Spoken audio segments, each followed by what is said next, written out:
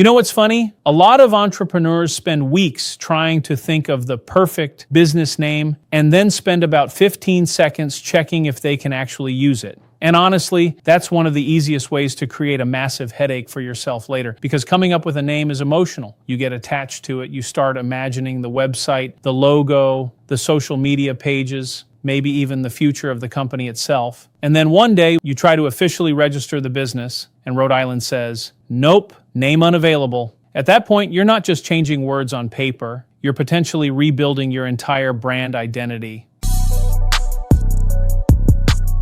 Hi, my name is Bobby Casey. I'm the founder of BusinessAnywhere.io. I'm an international tax lawyer, and for over 20 years, I've been helping entrepreneurs structure their businesses properly, avoid legal and compliance mistakes, and build companies on solid foundations from day one. And today, we're going to talk about something that sounds simple, but is actually incredibly important: how to do a Rhode Island business entity search, and more importantly, how to do it correctly so you avoid expensive mistakes later. Now first, let's clear something up. A business entity search is not just about checking whether your exact name exists. That's the beginner level understanding. The real issue is whether your business name is considered distinguishable from existing entities. And that's a completely different standard, because two names can technically be different, but still too similar legally. For example, imagine there's already a business called Ocean State Consulting LLC, and you want to register Ocean State Business Consulting. To you, those may feel like completely separate names, but to the state, that could still create confusion. And if the state believes there's a risk of confusion,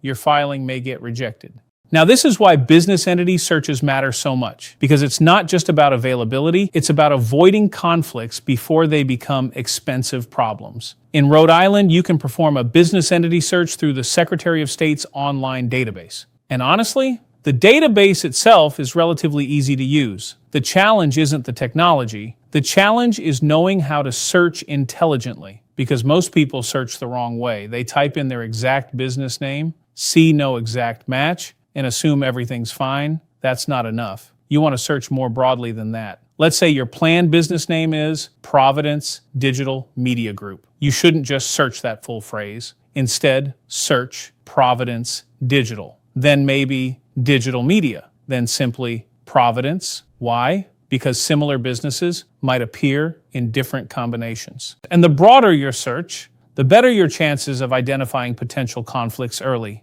Now, once results start appearing, this is where you slow down. And honestly, patience matters here, because sometimes conflicts are obvious and sometimes they're subtle. Look carefully at the wording, the structure, the recurring phrases, and even how the names sound out loud, because similarity is not always visual, sometimes it's phonetic, and states absolutely consider that. Now, another thing you'll notice, some businesses in the database are active, others are inactive, some are dissolved. And here's where people make another common mistake. They assume inactive means available. Not always. Just because a business is no longer operating doesn't necessarily mean the name instantly becomes free to use. There can still be restrictions, protections, or waiting periods attached to that name. So if you find something close to your desired business name, even if the entity appears inactive, you still want to proceed carefully. Now let's talk briefly about Rhode Island's naming rules, because availability alone is not enough. Your business name also needs to comply with state requirements. For example, if you're forming an LLC, your name generally needs to include LLC or limited liability company. If it's a corporation, you'll usually need Inc.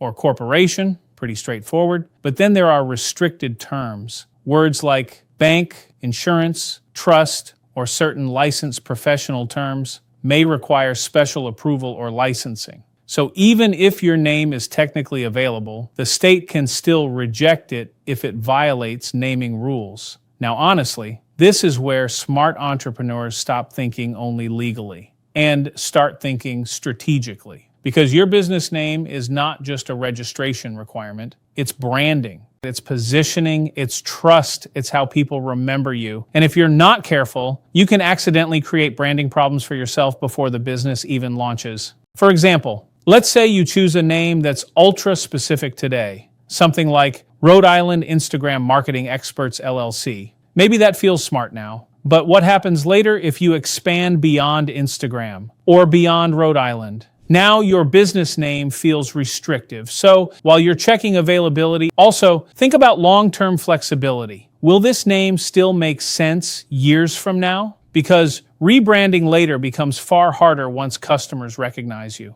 Another thing entrepreneurs often overlook is digital consistency. Let's say your Rhode Island LLC name is available. Great. But what about the domain name, Instagram handle, YouTube, LinkedIn, TikTok, trademark conflicts? Because ideally, you want consistency across everything. You don't want your legal company name to be one thing, your website is slightly different, and your social handles completely unrelated. That creates friction, and friction slows down trust. Once you've confirmed the name is available, compliant, and strategically strong, then you can move forward with formation, and honestly, at that point, the rest of the process becomes smoother because now you're building on stable ground instead of assumptions. Now, let me tell you one of the worst situations I see entrepreneurs deal with. They skip this process entirely, or they do one lazy search. Then they spend weeks building the website, the branding, the marketing, the social media, only to discover later there's a naming conflict. Now they're forced into one of two bad choices: fight for the name or completely rebuild the brand. And both are expensive, not just financially, but mentally, because people get emotionally attached to business names. That's why prevention matters so much here. So even though a Rhode Island business entity search sounds boring, honestly, it's one of the highest ROI tasks you can do early in your business journey, because smart foundations prevent expensive corrections later. Now,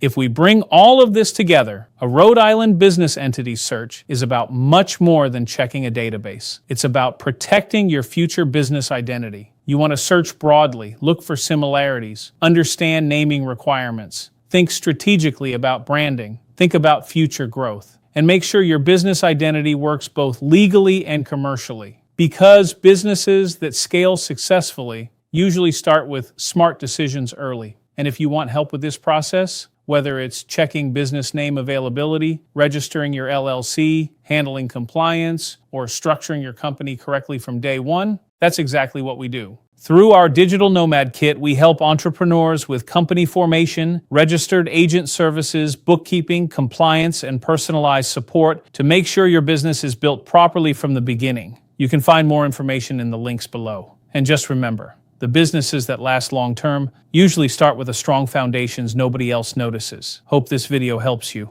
and I'll see you in the next video.